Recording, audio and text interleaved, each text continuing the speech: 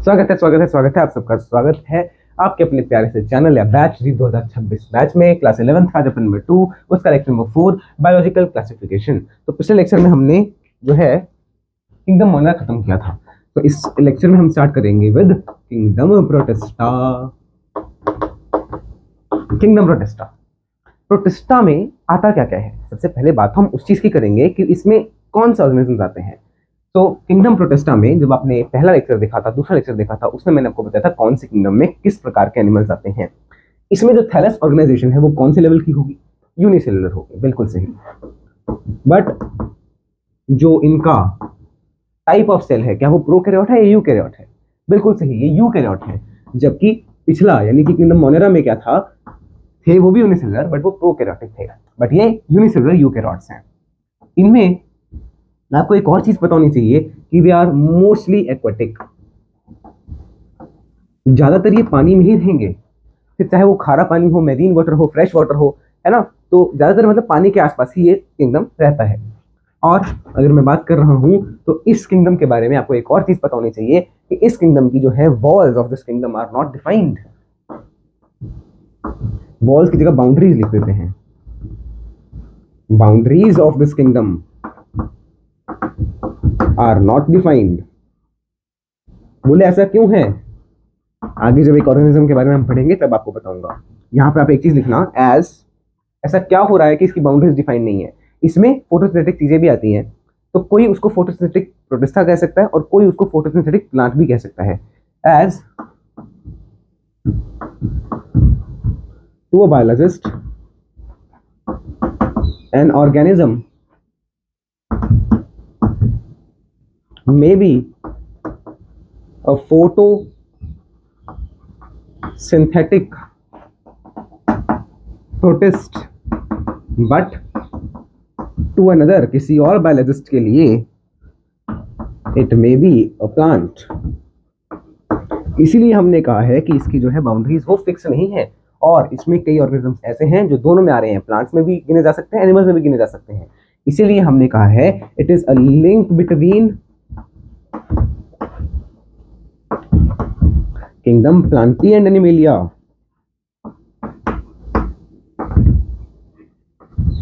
ठीक है ना। और कुछ रह गया क्या? हाँ, बस इतना ही आपको जानना है। अच्छा, यूनिसेलुलर यूकैरियोट का क्या मतलब हो गया, जो आपकी एनसीईआरटी में पहला पैराग्राफ है मैं वो एक्सप्लेन कर रहा हूँ। इसके अंदर जो प्रोटिस्टा के अंदर पैराग्राफ है, पहला पैराग्राफ, उसको एक्सप्लेन कर रहा हूँ। यूकैरियोट का क्या मतलब हुआ, they have well defined nucleus, उनका न्यूक्लियस भी वेल डिफाइंड है, उनके पास न्यूक्लियर मेम्ब्रेन भी है, न्यूक्लियर मेम्ब्रेन भी प्रेजेंट है ना। उसको हम क्या बोलते हैं, यूकैरियोट बोलते हैं कि यार उनके पास न्यूक्लियस भी वेल डिफाइंड होना चाहिए, उनकी न्यूक्लियर मेम्ब्रेन भी वेल डिफाइंड होनी चाहिए, प्रेजेंट होनी चाहिए, सब कुछ उनके पास ऐसा जो है होना चाहिए। साथ ही में उनके पास क्रोमोसोम्स भी एक से ज्यादा होते हैं। ठीक है, प्रोकैरियोट्स में मोस्टली सिंगल क्रोमोसोम होता है। Links between kingdom Plantae and animalia. और एनसीईआरटी क्या कहती है कि इसकी रिप्रोडक्शन के बारे में बात की है कि इसमें सेक्सुअल एंड असेक्सुअल दोनों रिप्रोडक्शन देखने को मिलती है। Both asexual and sexual reproduction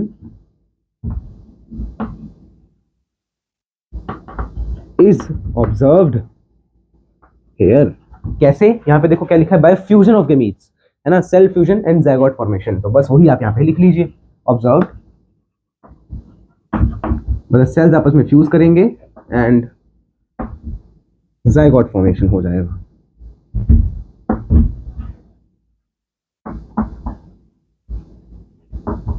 ठीक है ना। तो इसी के साथ आपका जो पहला पैराग्राफ है किंगडम प्रोटिस्टा के अंदर, वो हमने भी कवर कर लिया है। और इसमें कुछ खास नहीं है, ये आपको पहले से पता था, ये सारा ये आपको याद रखना है।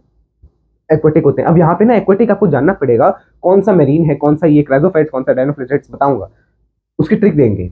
Boundaries of this kingdom are not defined, क्योंकि इसमें एक ऑर्गेनिज्म आता है यूगिनोइड्स, तो वो हम प्लांट भी गिन सकते हैं, एनिमल भी गिन सकते हैं, उसका न्यूट्रिशन भी बीच का है।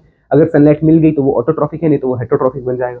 ठीक है, तो किसी किसी के लिए वही फोटोसिंथेटिक प्रोटिस्टा भी हो सकता है और वही प्लांट भी गिना जा सकता है।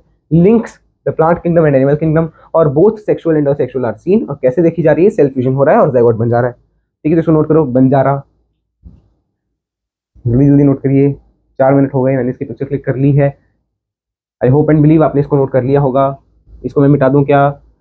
बोलता नहीं है बदतमीज। किंगडम प्रोटेस्टा में अब हम पढ़ेंगे कि क्या क्या चीजें हमें पढ़नी है। इसमें जैसे आपने उसमें पढ़ा था ना किंगडम मोनेरा में यू बैक्टीरिया आर्की बैक्टीरिया, वैसे ही इसमें हमें 5 चीजें पढ़नी है। 5 कौन कौन सी हैं वो 5 चीजें?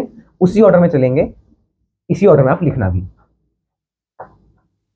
सबसे पहले हम करेंगे क्राइसोफाइट्स। इसमें कौन कौन से ऑर्गेनिजम्स आते हैं? एक आते हैं क्राइसोफाइट्स, फिर डायनोफ्लेजिलेट्स। डायनोफ्लेजिलेट्स नाम से पता चल रहा है 2 फ्लैजिला होगा इनके पास। फिर आता है आपके पास euglenoids. After that there is slime moulds, slime moulds, and at last there is protozoans. और आपको प्रोटोजोन्स की भी 4 कैटेगरीज पढ़नी है, वो हम जब प्रोटोजोन्स करेंगे तभी करेंगे, यहाँ पे तभी लिख लेंगे या यहीं पे लिख दूंगा। कौन कौन से? Ciliated protozoans, flagellated protozoans, flagellated protozoans और स्पोरोजोन्स। स्पोरोजोइड कह लो या स्पोरोजोन्स कह लो, है ना। स्पोरोजोन्स क्या होते हैं? जिनके पास स्पोर बनता है, जिनकी लाइफ साइकिल में कहीं ना कहीं वो स्पोर स्टेज से गुजर रहे हैं, उनको आप बोलते हो स्पोरोजोन्स। और एक होते हैं अमीबॉइड, अमीबॉइड प्रोटोजोन्स, ठीक है ना। ये ऑर्डर मैंने उल्टा पुल्टा लिख दिया, ठीक है, बट वो तो ऑर्डर से तो कहीं लेना देना है। चलिए तो स्टार्ट करते हैं पहले क्राइसोफाइट्स से।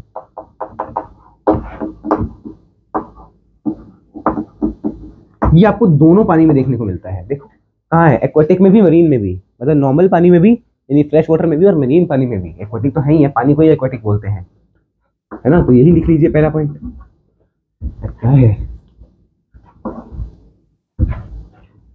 फाउंड इन बोथ, एक्वाटिक तो है ही है यार, मेरीन एंड फ्रेश वाटर, दोनों में है। मेरीन वाटर में भी है, मतलब खारे पानी में भी, और फ्रेश वाटर में भी है, ठीक है। धीरे धीरे आपको लेवल डिग्रेड करना है पानी का, ठीक है। तो इससे आपको अगले का याद रहना चाहिए कि अगला यानी डायनोफ्लेजिलेट्स सिर्फ मरीन पानी में रहेंगे। उसके बाद यूग्लिनोइड्स थोड़ा और नखरा दिखाएंगे, वो सिर्फ फ्रेश वाटर में लेंगे, और वो भी तब जब फ्रेश वाटर जो है वो स्टेगनेंट होगा, रुका हुआ होगा, ठीक है। तो chrysophytes found in both marine and fresh water. और इसमें कौन कौन सी चीजें आ रही है, कौन कौन से ऑर्गेनिजम्स आ रहे हैं? इसमें आते हैं आपके पास डायटम्स एंड डेस्मिड्स। ऐसे याद रखो नाम। डेस्मिड्स का मतलब क्या है? Golden algae. Let me show you a picture of them. इनकी मैं आपको पिक्चर एक सर्च करके दिखाता हूँ, या आप भी इसे सर्च कर सकते हो, बट स्टिल एक बार मैं ही आपको दिखा देता हूँ तो ज़्यादा बेटर रहेगा ना। काइंडली वेट, मुझे भी सर्च करना पड़ेगा, 1 मिनट रखिएगा, तब तक मैं इसकी पिक्चर सर्च कर देता हूँ। क्या है? डायटम्स। अब डायटम्स का आपको ये देखिए कितना अच्छा डायग्राम दिया हुआ है। अरे ये क्या आ गया? ये वाला चाहिए। ये देखो, ये डायटम्स देखो, ऐसे बीच में 2 तरह की सेल, देखो सेल वॉल कैसी दिख रही है, एक ऊपर एक नीचे, ऐसे चिपकी चिपकी सी लग रही है ना। तो cell wall is embedded in each other. ये आपको सेल वॉल पे जो ऐसे बाहर की तरफ ग्रोथ दिख रही है, या इसके ऊपर कुछ डॉट डॉट से दिख रहे हैं, ये सिलिका के डॉट। तो ये सेल वॉल जो है वो सिलिका की बनी होती है, और साथ ही तो जो सिलिका की बनी। और आप देखो सेल वॉल कैसी दिख रही है, सोप का डब्बा लग रहा है, ये साबुन का डब्बा, बीच में साबुन पड़ा हो, ठीक है। तो उस प्रकार का लगता है ये। डेस्मिड्स हो गया। अच्छा डेस्मिड्स अभी दिखाना है, सॉरी, डेस्मिड्स। अरे यार ये क्या आ गया? ठीक है, तो इसके बारे में जो जो आपको दिया हुआ है वो मैं आपको साथ ही में बता दिया। अब डेस्मिड्स कैसे हैं वो भी देख लीजिए। डेस्मिड्स का तो ये है, ये रहा। इसको गोल्डन एल्गी बोलते हैं क्योंकि हल्का हल्का सा येलोइश कलर भी आ रहा है, ठीक है। बोलिए इसको एल्गी क्यों बोल रहे हो? देखो एल्गी आप कहाँ पे पढ़ते हो? एल्गी एक्चुअली एल्गी एल्गी आप पढ़ोगे किंगडम प्लांटी में, बट इसको हमने यहाँ पे एल्गी क्यों बोल दिया? वही तो कहा कि इस किंगडम की कोई भी बाउंड्रीज परफेक्ट नहीं है, ठीक है। तो diatoms and desmids are found in this kingdom. Chrysophytes जो हैं वो ऐसे पैसिवली फ्लोट कर रहे होते हैं पानी में, पानी के करंट के साथ जा रहे होते हैं, तो इसीलिए इनको बोल देते हैं planktons. Float with water current passively. और कोई भी चीज अगर पानी के साथ पैसिवली जा रही है इनसाइड वाटर और लिविंग है, तो उसको हम क्या बोल देंगे? And hence is known as plankton. बोले प्लैंक्टन कहीं कहीं तो सुना सुना लग रहा है। हाँ लगेगा, अगर आपने क्लास 11 क्लास 10th में वो बायोलॉजिकल वाला जो एक इकोलॉजिकल वाला चैप्टर होता था कुछ, उसमें जो आपको फूड चेन वगैरह था, उसमें होता था प्लैंकटन, आपने पढ़ा होगा फाइटोप्लैंक्टन, नहीं पढ़ा तो अभी पढ़ लो। फाइटोप्लैंक्टन वो वाला प्लैंकटन है जो कि खाना बनाएगा, phyto word is for food only. और एक है जू प्लैंकटन, जू प्लैंकटन जो कि खाना सिंथेसिस नहीं कर पाएगा, सो ओन सिंथेसिस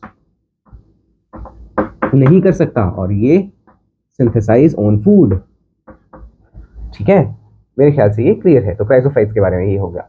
ओके, तो डायटम्स, डेस्मिड्स और क्राइजोफाइट्स तो पूरा ही ये प्लैंकटन ही बोलते हैं, क्राइज इन दोनों को प्लैंकटन बोलेंगे। अब डायटम्स के बारे में बात कर लेते हैं थोड़ी सी। आपको सिर्फ डायटम्स ही पढ़ना है, ये आपको नहीं पढ़ना, डेस्मिड्स के बारे में कुछ नहीं दिया होगा एनसीईआरटी में।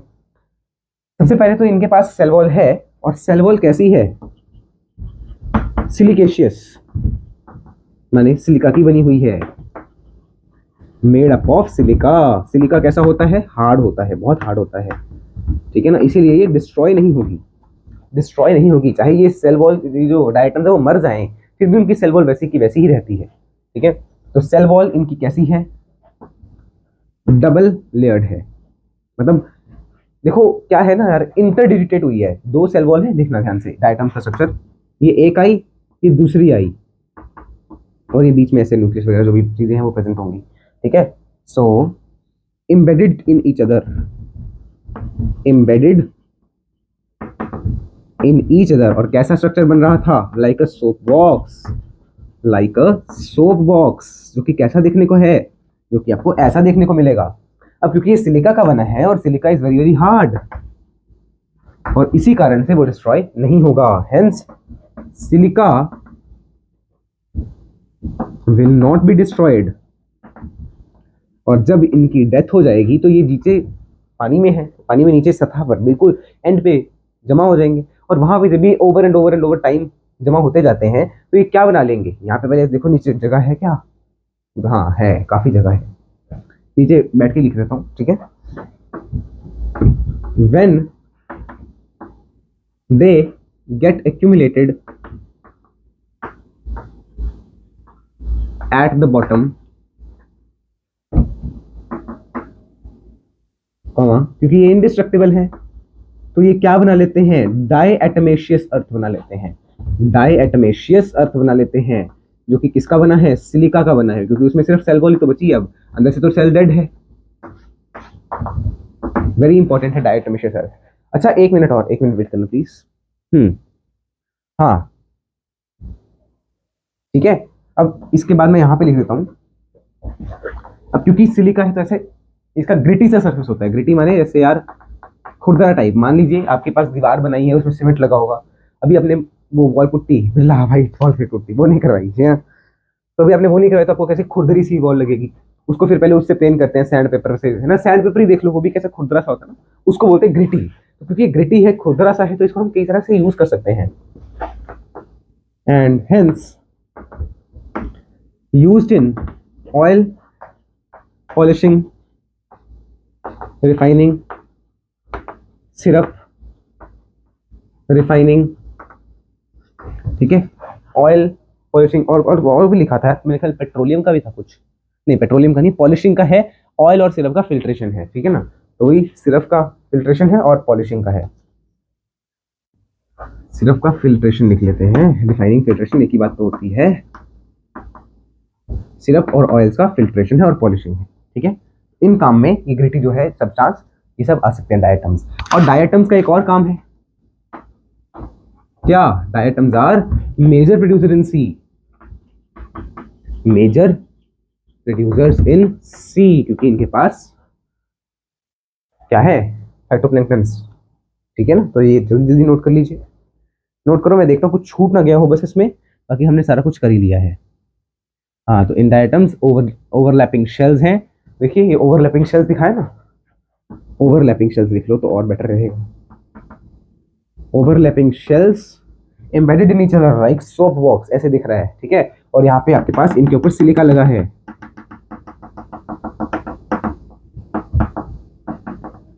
ऑलराइट, चलिए फिर अगला करें, क्राइजोफाइट्स आर ओवर नाउ, फिर है डायनोफ्लैजेलेट्स।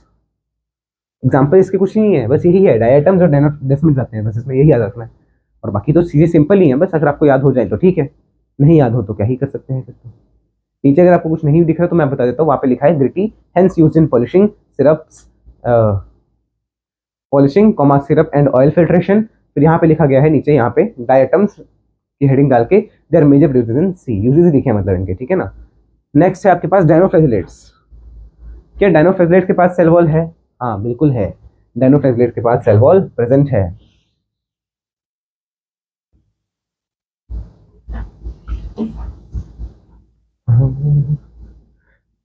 झुमका बरेली वाला अखियों में अखी में वो आजकल बड़ी ज्यादा वायरल हो रही है ना कोई रील, नहीं गाया तो बड़ा अच्छा था। चलिए हमें क्या है, अच्छा लगा तो हमने कह दिया भाई। डायनोफ्लैजिलेट्स, नाम से पता चल रहा है कि इनके पास दो फ्लैजिला होंगे। सबसे पहले इनके पास जो है वो सेलुलोसिक सेल प्लेट्स होती हैं, सेल्यूलोसिक सेल प्लेट्स होती हैं। जैसे मैंने बनाया, ये देखो, ये मैंने क्या बनाई, एक प्लेट बना दी, ये मैंने दूसरी सेल्यूलोसिक सेल प्लेट बना दी, ये तीसरी बना दी गई, और ये देख लो चौथी, ठीक है। अब इसमें जो सेंटर में फरो है, ये होती है furrow, this is called furrow, जो स्पेस है ना सेंटर में, इसको आप बोल देते हो फरो। तो इस फरो से, through this furrow a transverse and a longitudinal flagella are there। मतलब एक फ्लैजिला ऐसे निकला है तो दूसरा फ्लैजिला ऐसे निकला है, इस प्रकार से दे आर फ्लैजिला। तो ये दो फ्लैजिला हमने दिखा दिए हैं, जो कि हमने बता दिए कि इनके बीच में जो फरो बनी है उसमें से आए हैं, ठीक है ना। और ये सेलुलोसिक सेल प्लेट्स हैं, ये बड़ी हार्ड होती हैं, हार्ड एंड स्टिफ होती हैं, ठीक है, याद रखना। अच्छा इसके बारे में बात करें तो ये मेरीन वाटर में मिलते हैं। मैंने आपको पहले ही बताया, पानी को डिग्रेड करो, क्वालिटी को डिग्रेड करो, स्टार्टिंग में दोनों में मिलेगा, फिर मेरीन में, फिर एक्वाटिक, फिर फ्रेश वाटर में, और फ्रेश वाटर में भी रुके हुए पानी में, ठीक है ना। बोले फ्रेश वाटर तो ज़्यादा अच्छा होता है मेरीन से, ऐसी मैंने तो ऐसे जैसे हल्के मैंने बता दिया, ठीक है। अब आपको जैसे करना कर सकते हो, ठीक है। अब ये हो गया। समटाइम्स लिखा हुआ है, कई बार डायनोफ्लैजिलेट्स ग्रो टू रैपिडली, मतलब एक साथ इतनी ज्यादा डिवीजन करेंगे, too rapidly, and form blooms. इसका एक एग्जांपल लिख लीजिए, रेड टाइड्स। रेड टाइड्स किस कारण से बनी है? एक ऐसा ही डायनोफ्लैजिलेट है जिसका नाम है गोनियोलेक्स। एक ही एग्जांपल है तो कोई ट्रिक इसमें तो आपको नहीं आवश्यकता होनी चाहिए। गोनियोलेक्स ये रेड कलर का है, इसी कारण से जब ये पानी में बहुत ज्यादा ग्रो करेगा तो ऐसा लगेगा कि लाल रंग की लहरें बह रही हैं, लाल रंग की लहरें, ऐसा लगता है, ठीक है। Red tides, gonyaulax. अच्छा ये रेड कलर का क्यों होगा? देखना, ये भी फोटोसिंथेटिक है,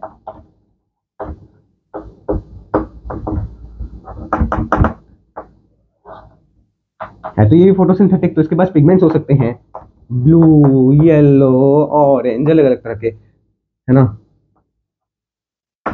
पिगमेंट्स वगैरह हो सकते हैं। उसमें कौन कौन से लिखे हैं बुक में? यही सब लिखे होंगे मेरे ख्याल। ब्लू है, brown, green, yellow, red, brown, green, yellow, red, तो वही लिख लो आप भी, blue, brown, green, yellow, red, etcetera भी लिखा हुआ, तो ये सब भी हो सकते हैं। ब्लू, ब्राउन, ग्रीन, ग्रीन लिखा, येलो एंड रेड, ये सारे पिगमेंट्स हो सकते हैं इनके पास। और इन्हीं सारे पिगमेंट्स से इनका कलर आता है, इन्हीं सारे पिगमेंट्स के कारण इनका कलर आता है। जैसे ये लाल है तो गोनियोलेक्स में लाल रंग का पिगमेंट ज्यादा होगा, इसीलिए जब वो एल्गल ब्लूम तो नहीं है बिकॉज ये एल्गी नहीं है, जब ये बड़ी ज्यादा रैपिडली ग्रो कर रहे हैं, ब्लूम बना रहे हैं, ब्लूम बड़ी ज्यादा रैपिडली ग्रो कर रहे हैं, उसका ब्लूम का मतलब ये है। ऐसा वैसे ब्लूम यहाँ पे टर्म लिखा नहीं होगा, है ना, देखो ब्लूम नहीं लिखा हुआ। Very often red dinoflagellates rapid multiply and उससे रेड टाइड्स देखने को मिलती है, सिर्फ ये लिखा है, ब्लूम नहीं लिखा है ना। बस आपको क्या याद रखना है, ग्रो रैपिडली लिख लो या मल्टीप्लाई रैपिडली लिख लो, सेम ही मतलब है। बिकॉज याद करो, लिविंग वर्ल्ड यूनिसेलुलर के लिए ग्रोथ एंड रिप्रोडक्शन वाज बिल्कुल सेम, ठीक है। मल्टीप्लाई करना, रिप्रोड्यूस करना, ग्रो करना, एक ही मतलब है इनके लिए, ठीक है। रेड टाइड्स जो कि एक रेड कलर का डायनोफ्लैजिलेट है, इसके कारण से देखने को मिल रहा है। एक और चीज साथ ही में ये जो रेड टाइड जब बनती हैं तो इसमें ना एक केमिकल बनता है, एक टॉक्सिन बनता है, उस टॉक्सिन का नाम है सेक्सोटॉक्सिन। और ये जो सेक्सोटॉक्सिन है ये पूरे पानी को पॉल्यूट कर देगा और इससे हार्म होगा to marine life, harm to marine life and aquatic animals जो भी हैं, ठीक है। तो मेरीन लाइफ को हार्म होगा, इसको आप नोट करिए। इसी के साथ आपका डायनोफ्लैगेलेट्स वाला पार्ट भी कंप्लीट होता है, इतना ही दिया हुआ है। अब हम एनसीईआरटी रीडिंग कर लेते हैं यहाँ तक पहले, ठीक है। एनसीईआरटी रीडिंग कर लेते हैं यहाँ तक पहले। Kingdom protista, all single celled eukaryotes are placed under kingdom protista, but the boundaries are not well defined in this case. What may be a photosynthetic protestant and it may be a plant to the other. In this book हमने क्या क्या include किया है, chrysophytes, डायनोफ्लैगेलेट्स जो कि आपने पढ़ लिए, यूग्लिनोइड्स, राइमोल्स और प्रोटोजोन्स आपको पढ़ने हैं। आगे देखना, दे आर प्राइमरीली एक्वेटिक और ये links the other dealing with plants and animals and fungi, तो ये बाकी सबको लिंक करता है। Being eukaryote, the protestant cell body is a well-defined nucleus and other membrane-bound organelles इसके पास present है। यूकैरियोट के characters हैं। They reproduce asexually and sexually by a process involving cell fusion and zygote formation। तो ये हमने सारा कुछ लिखा हुआ है और सारा कुछ देख भी लिया है। Chrysophytes, इसमें diatoms and golden algae यानी desmids आएंगे। They are found in fresh water as well as marine water, microscopic हैं, passively float करेंगे पानी में, इसीलिए इनको बोला है plankton। Most of them are photosynthetic. In diatoms, the cell wall form the two overlapping thin shells which fit together and form a soft box structure. They are indestructible क्योंकि इसके ऊपर सिलिका की वॉल है। Hence, diatoms जो है वो नीचे रह जाएंगे, जब वो डेथ हो जाएगी उनकी तो लार्ज अमाउंट में सेल वॉल डिपॉजिट हो जाती है। और इसी एक्यूमुलेशन को हमने बिलियन ऑफ ईयर्स तक क्या बोला, डायटमेशियस अर्थ। Being gritty, the soil is used in polishing, filtration of syrups and oils. Diatoms are chief producers in the ocean। तो ये इसी के साथ आपका जो है क्राइजोफाइट्स कंप्लीट हुआ। फिर है डायनोफ्लैगेलेट्स। डायनोफ्लैगेलेट्स में जो सेलुलोसिक प्लेट्स हैं ये इनका मेन पॉइंट है। दे आर मोस्टली मरीन, तो मैंने लिखवा तो दिया, मरीन वाटर में। And photosynthetic, they appear photosynthetic, appear blue, yellow, brown, green, red pigment के कारण, ठीक है। The cell wall has stiff cellulosic plates on the outer surface.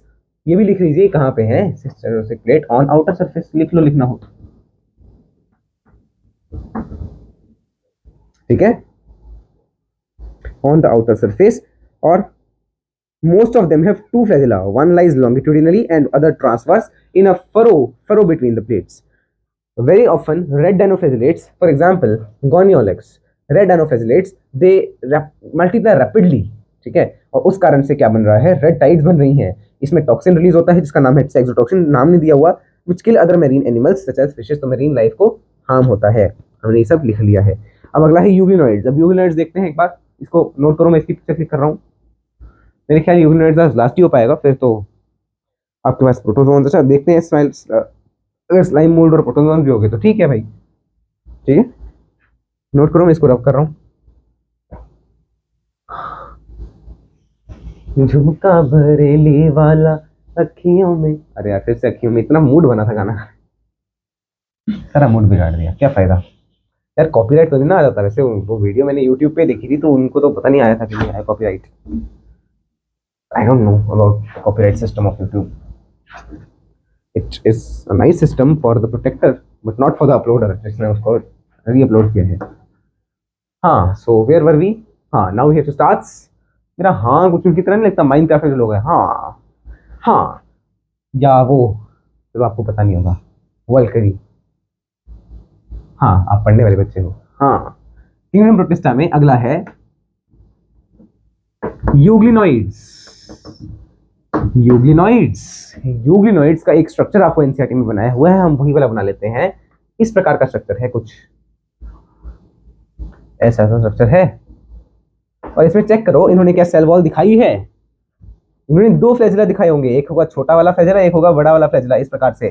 और बाकी यहाँ पे जो ऑर्गेनल्स वगैरह प्रेजेंट होंगे वो होंगे, है ना, थोड़े बहुत यहाँ पे ऑर्गेनल्स वगैरह दिखाए होंगे। और क्या देखो यहाँ पे इन्होंने सेल वॉल लिखी है क्या, देखो इसमें कहीं पे भी इस डायग्राम में आपको सेल वॉल की डेफिनेशन या सेल वॉल का कोई आउटलाइन दिख रहा है, नहीं दिख रहा, क्योंकि इनके पास सेल वॉल की जगह क्या होता है,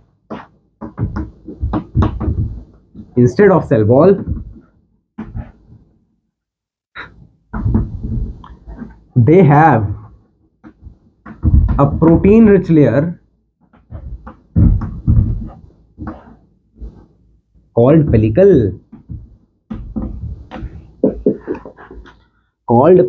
पेलिकल का नाम जल्दी जल्दी लिखिए, ठीक है। ये आपको कैसे दिखेंगे, इनमें कौन सा न्यूट्रिशन दिखता है? सबसे पहले ये आपको दिखेंगे इन फ्रेश वाटर, और वो भी कैसा? स्टैग्नेंट होना चाहिए, रुका हुआ होना चाहिए। स्टैग्नेंट माने रुका हुआ, इसका कोई सिनोनिम आ जाए तो वो भी आपको पता होना चाहिए ना यार। स्टॉप्ड वाटर ऐसा कोई लिखेंगे, स्टॉप्ड वाटर, ठीक है। Instead of cell wall, they have a protein-rich layer called pellicle.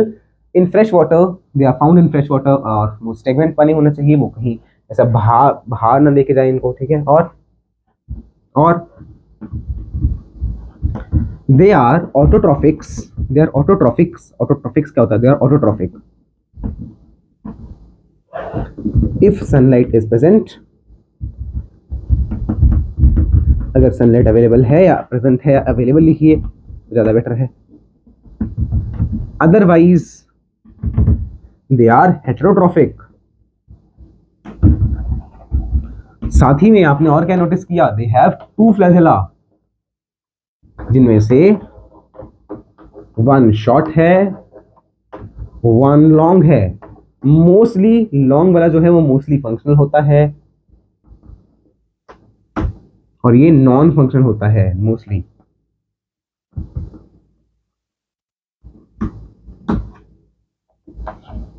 ठीक है, और इसके एग्जांपल लिख लीजिए। यूग्लिनॉइड्स के एग्जांपल हैं यूग्लिना। यूग्लिनॉइड्स के एग्जांपल में क्या आ गया? यूग्लिना आ गया। अच्छा, जब ये हेटेरोट्रॉफिक है तो ये क्या खाएगा? ऑन स्मॉल ऑर्गेनिज्म, छोटे मोटे जो ऑर्गेनिज्म हैं उनको खाएगा।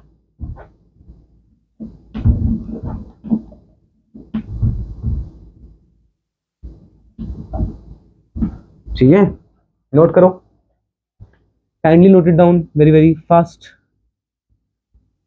ठीक है ना। अच्छा, एक चीज लास्ट रहेगी, इनके हमने वो तो बताया नहीं, पिगमेंट्स, क्योंकि इस तन में खाना बना पा रहे हैं तो पिगमेंट्स आर, एक चीज लिख लीजिए बस लास्ट में, पिगमेंट्स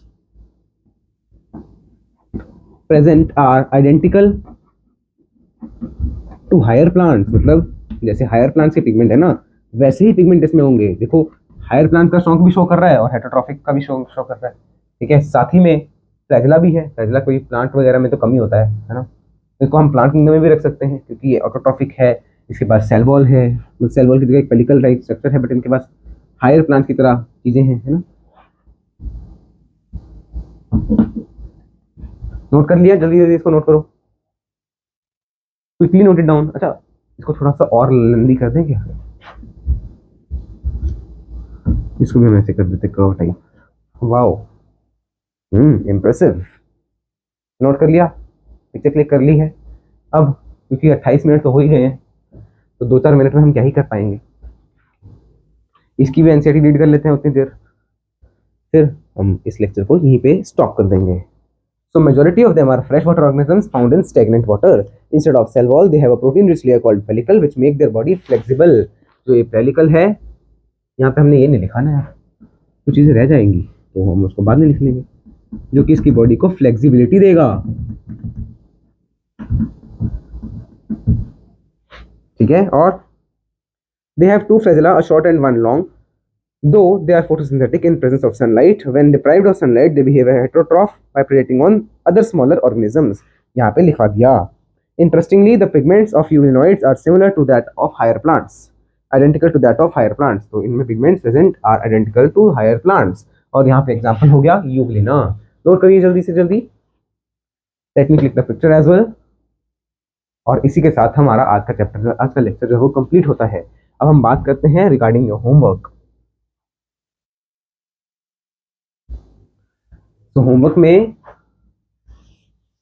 आपको 2 डीपीपीस करके आनी है। पिछली बार मैंने 2 ही डीपीपीस दी थी मेरे ख्याल, आई डोंट रिमेम्बर दैट। एक बार मैं चेक कर लेता हूँ पिछले लेक्चर में, ठीक है, फिर हम आगे करते हैं ना। आपको आगे का होमवर्क फिर उसके बाद बताता हूँ मैं। Let me first check it out. हमने पिछले लेक्चर में आपको कौन सी डीपीपी दी थी और कितनी डीपीपीस आपको पहले से मिल चुकी हैं। Where is our previous lecture? Lecture number 3 था पिछला। फिर इसके बाद मैं आपको कुछ कमेंट्स दिखाऊंगा आपके भाई बहनों के, जरूरी थोड़ी सबने वही कमेंट किया हो। तो डीपीपी 1-2 दी थी पिछली बार भी, इस बार भी आपको डीपीपी नंबर 1-2 ही सॉल्व करनी है। थर्ड डीपीपी में हम उसके इनके पूरे आगे जो प्रोटोजोन वगैरह उनके भी क्वेश्चन हो सकते हैं ना, तो इसलिए ये हो गया होमवर्क में डीपीपी नंबर 1 2, और साथ में आपको रिवाइज करना है और टेस्ट अटेम्प्ट कर लेना। टेस्ट को अटेम्प्ट करने के लिए टेलीग्राम चैनल पर जाओगे, वहाँ पे आपको टेस्ट मिल जाएगा, ठीक है। चलिए फिर मिलते हैं हम अगली बार, पर उससे पहले एक बार आपके कुछ कमेंट्स देख लेते हैं। बहुत प्यारे प्यारे कमेंट्स करते हो आप, कई तो इतने प्यारे होते हैं मेरा देखने का ही मन नहीं करता है। बताते हैं। चलिए सबसे पहले रश्मि ठाकुर जी, तो वो कह रही हैं thank you for this amazing lecture. Okay welcome. Apoorva, photosynthetic में ऑक्सीजनिक होता है, ऑक्सीजनिक एंड ऑक्सीजनिक होते हैं कि हाँ, तो वो तो पता है, ये कीमो में नहीं होते, फोटोसिंथेटिक में ही होते हैं ना ऑक्सी और एंडोक्सी, कीमो में कैसे हो सकते हैं बताओ। थैंक्स भाई, हार्ड वर्क पेज ऑफ, ये लिखा है केतान ने। यूट्यूब मत छोड़ना, नहीं छोड़ेंगे। Good explanation Goku Wukong. अब ना यहाँ पे नाम नहीं आता, यहाँ पे एट द रेट करके जो आपने लिखा होता है वो आता है। फिर है संदीप परिहार, संदीप पहिर, आई एम सॉरी अगर मैं नाम गलत प्रोनाउंस कर रहा हूँ, संदीपा हीर भी हो सकता है। थैंक यू भैया, welcome. Best of luck, I am NEET aspirant, I support you. Okay thank you Raza. NEET में कितने आए मार्क्स, कोई भी सी आ जाता है पढ़ाने, ये एक ही बंदे का कमेंट है।